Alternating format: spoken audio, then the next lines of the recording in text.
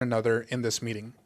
Finally, I ask that speakers bear in mind that comments will be limited for each speaker, and I encourage everyone to refrain from duplicating comments already made by others, other than to note that you agree or disagree with the prior comments. In order to preserve the meeting decorum, council and staff will not respond during public comments. Any council comments or questions to staff may be addressed during the council closing comments. This brings us to our public comments on matters not on the agenda. Each speaker will be allowed an equal amount of time to comment on any and all items which are not on the agenda, which are within the subject matter jurisdiction of the City Council. Madam Clerk, how many requests to speak do we have for non-agenda items? We have 8 thus far, Mayor. 8 requests to speak. Okay. So we will allocate 3 minutes per speaker for non-agenda items. And if we could go ahead and call up the first speaker, please. Okay, the first speaker is Fred Banuelos, followed by Shane Yasas, followed by Jeff Sims.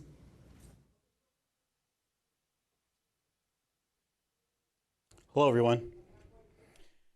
March 21st, our Mayor Pro Tem motioned to have the City Council oppose AB 742. 14 days, at that time, David Marquez seconded. 14 days later, David Marquez said that he didn't have enough time to read the emails at that time. He wanted to go on record that he couldn't make an intelligent decision. I feel that you had more than enough time to research that issue on your own. On 4/4/23, 14 days later, is when it came before the council. And our mayor, Ulysses Cabrera, he stood his ground and he voted no. And I wasn't for that, but he did that. Whereas council member David Marquez, he abstained. I want to go on record that you abstaining on that matter was very disappointing. You have a background in law enforcement, and you should know how valuable a tool canines are. On April 14th, K-9 Rudy was killed while searching for an armed career criminal. K-9 Rudy saved the lives of multiple deputies by finding the suspect. This is one of the many reasons why we need canines.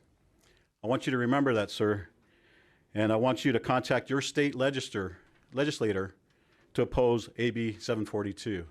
It's in the Appropriations Committee, but if it does come up, I want you to tell them that you've done research and you're going to vote against that. Thank you. The next 3 speakers are Shane Yasas, Jeff Sims, and Donovan Sadiq.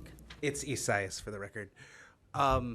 My name is Shane Isaias. I am an environmental activist with the Center for Community Action and Environmental Justice from Jurupa Valley. But most importantly, I am a Moreno Valley resident and I lived right on Day Street. And yesterday I was in Sacramento talking with Majority Leader Reyes about her bill, AB 1000. It resoundingly passed through the Natural Resources Committee and it is on its way to its next committee next week. But it was addressed that every single assembly member thought that there's a problem in the Inland Empire when it comes to warehouse.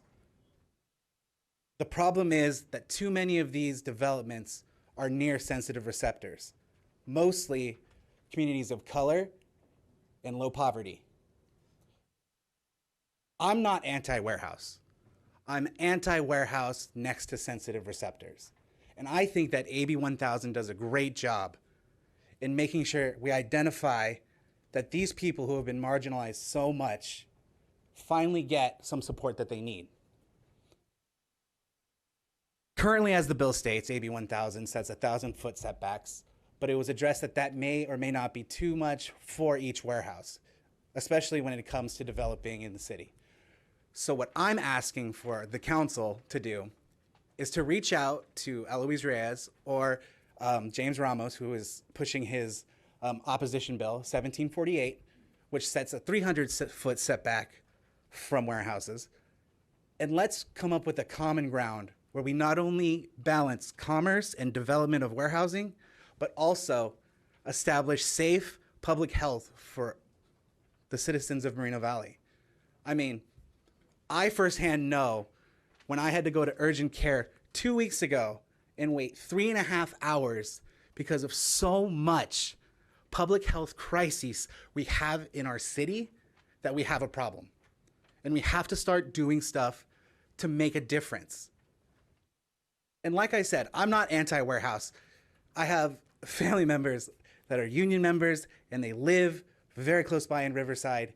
And I just want my kids to grow up in a city that has clean air and that isn't plagued by truck traffic and PM 2.5 and the 70% increase of asthma rate in our city. We are one of the worst in ozone, and we are one of the worst in air pollution. And yet we still take baby steps when we need to have a sense of urgency to create and develop, not recklessly, but with public health and commerce in a balance, in a symbiotic relationship. Thank you. The next three speakers are Jeff Sims, Donovan Sadiq, and Pete Bleckard. Good evening, Honorable Mayor and council persons. My name is Jeff Sims. LAFCO's Draft Municipal Service Review and Sphere of Influence Update 2022 states in its assessment of Moreno Valley, the median household income is lower than the rest of the county. The land use profile is disproportionately skewed towards industrial development. The city will not meet its regional housing assessment for the sixth cycle. These findings confirm Moreno Valley has made a policy decision to make industrial use its main economic driver. Every entrance portal to the city has or is planned to have large box industrial use to welcome all citizens and visitors. To what result?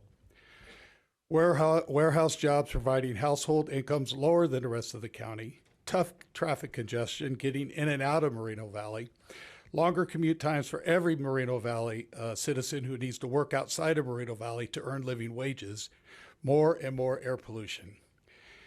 And all of this is without the World Logistics Center being built. As a reminder, the World Logistics is 2,800 acres zoned for 40 million square feet of warehouse use at the city's east end. World Logistics is supposed to start construction this year. What will the traffic congestion and air pollution be like for us all when that is built out? It doesn't take a degree from MIT to figure that out. Other inland empire cities are tapping the brakes on warehouses, especially those close to homes. The state, as the previous speaker just said, is looking at creating set buffers.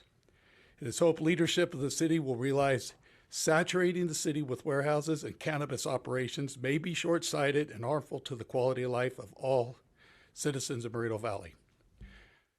Honor your recently approved general plan update, where part of its vision and guiding principles is to have livable neighborhoods that prioritize clean water, air, fresh food, and community health, and ensure Moreno Valley, Moreno Valley is livable and welcoming. When is enough enough?